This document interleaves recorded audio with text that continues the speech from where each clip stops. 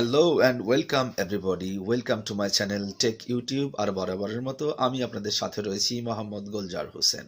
আজকে একটা গুরুত্বপূর্ণ বিষয় নিয়ে আবারও আপনাদের মাঝে আসলাম, আর সেটা হচ্ছে কিভাবে অনলাইন ইমেল অ্যাকাউন্টে স্ট্রং অথচ সহজে মনে রাখার মতো পাসওয়ার্ড সিলেক্ট করা যায়। So let's get started.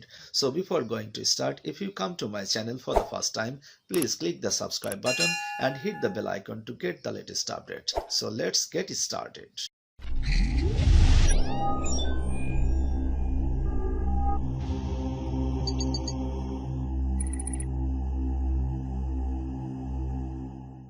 আচ্ছা, একটা কথা বলেন তো, বাস্তব জগতে কোনো সিন্ধুক ভল্টের সুরক্ষায় আপনি কি করেন? আপনি নিশ্চয়ই একটা স্ট্রং সিকিউরিটি সিস্টেম ও সিক্রেট কোড নির্ধারণ করে রাখেন। সো অনলাইন জগতে ইমেইল হচ্ছে তেমনই একটি স্টোর হাউস, যেখানে ব্যক্তিগত অত্যন্ত গুরুত্বপূর্ণ বিষয় সহ আরো অনেক বিষয়গুলি জড়িত থাকে, যেগুলো কোনোভাবে অন্যের নিকটে এক্সপোজ হয়ে গেলে আপনি ব্যক্তিগত এবং আর্থিক ক্ষতির পাশাপাশি জড়িয়ে পড়তে পারেন বিভিন্ন আইনি জটিলতায়।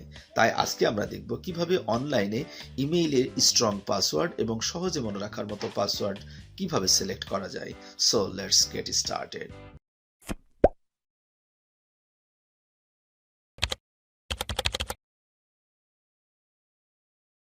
Number 1, don't try to use common password.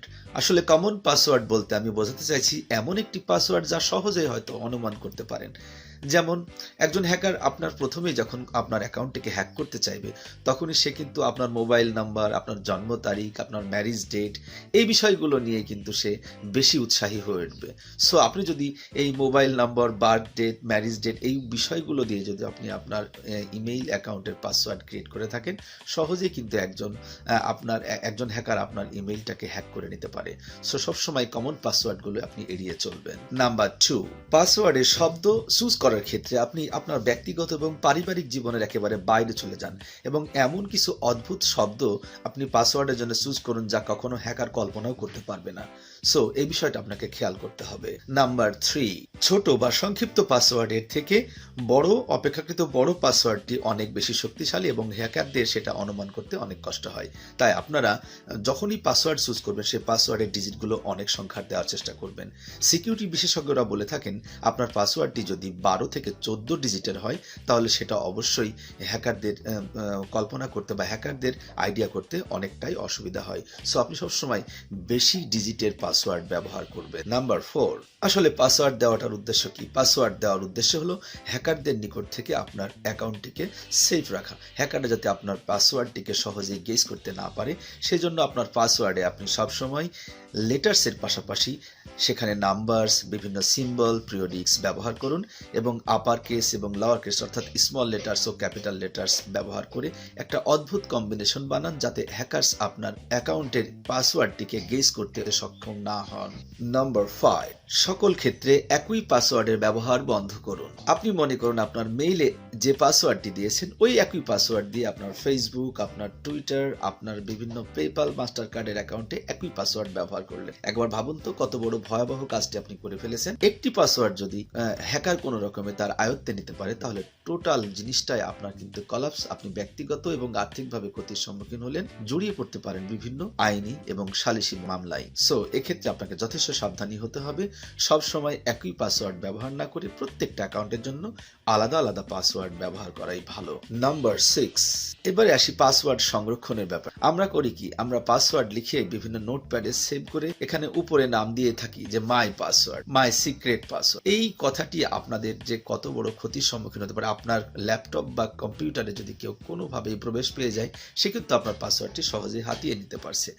তাই পাসওয়ার্ড সংরক্ষণে আপনাকে যথেষ্ট সাবধানী হতে হবে এবং পাসওয়ার্ডের নাম দেওয়াতেও আপনার পাসওয়ার্ড ফাইলের নাম দেওয়াতেও আপনাকে যথেষ্ট সাবধানী হতে হবে, যাতে করে হ্যাকার্স সেটাকে আইডিয়া করতেও না পারে। সেজন্য আপনি অদ্ভুত কোনো নাম দিয়ে বিভিন্ন ফোল্ডার, সাব ফোল্ডারের ভিতরে কম্পিউটারে কোনো সেফ লোকেশনে আপনাকে এটাকে স্টোর করে রাখতে হবে। নাম্বার 7, সবশেষে আপনাদের আমি যে পরামর্শটি দেব সেটা হলো, আপনার পাসওয়ার্ড আপনার একটা অমূল্য সম্পদ। তাই আপনি পাসওয়ার্ড নির্বাচনের ক্ষেত্রে নিয়মিত পাসওয়ার্ড পরিবর্তন করতে থাকুন, কেননা দীর্ঘক্ষণ একই পাসওয়ার্ড রেখে দিলে হ্যাকার্সের হাতে যদি আপনার সেই পাসওয়ার্ড চলে যায়, আপনি সহজেই কিন্তু আপনার অ্যাকাউন্টের নিয়ন্ত্রণ হারাবেন। সো নিয়মিত পাসওয়ার্ড চেঞ্জ করুন এবং পাসওয়ার্ডের তারিখ সহ সেই পাসওয়ার্ডটি আপনি আপগ্রেড করে রাখুন। সো ডিয়ার ভিউয়ার্স, এখন আমরা দেখব আমরা এই সকল বিষয়গুলো মাথায় রেখে কিভাবে পাস ফ্রেজ সিস্টেম পদ্ধতিতে বা পাস ফ্রেজ সিস্টেমে একটি স্ট্রং এবং সহজে মনে রাখার একটি পাসওয়ার্ড কিভাবে তৈরি করতে পারি। So let's jump on to the text of.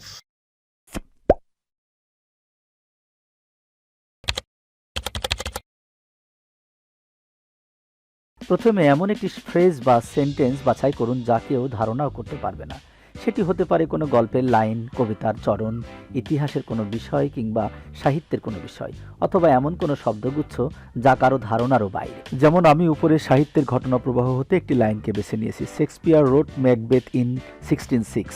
এবার এমন শব্দগুচ্ছের বা বাক্যের প্রতিটি শব্দ হতে প্রথম বা শেষের একটি অথবা দুটি লেটার নিয়ে একটি ইউনিক কম্বিনেশন তৈরি করুন। এখন এই পাসওয়ার্ডটিকে আরও শক্তিশালী করার জন্য এর মধ্যে বিভিন্ন সিম্বল বা পিরিয়ডিক্যালস বসিয়ে দিলেই তৈরি হয়ে গেল আপনার কাঙ্ক্ষিত strong password.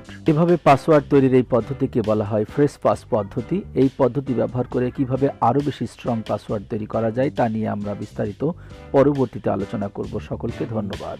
So hope you guys আজকের টিউটোরিয়ালটি আপনাদের অনেক কাজে এসেছে। কাজে আসলে অবশ্যই আমার এই টিউটোরিয়ালটিকে একটি লাইক, কমেন্টস আর ভালো লাগলে শেয়ার দিবেন। আর এরকম আরো গুরুত্বপূর্ণ টিউটোরিয়াল পেতে আমার চ্যানেলটিকে সাবস্ক্রাইব করতে ভুলবেন না। দেখা হবে অন্য কোনো পরবর্তী টিউটোরিয়ালে কোনো গুরুত্বপূর্ণ বিষয় নিয়ে। সো সে পর্যন্ত ভালো থাকবেন। টাটা।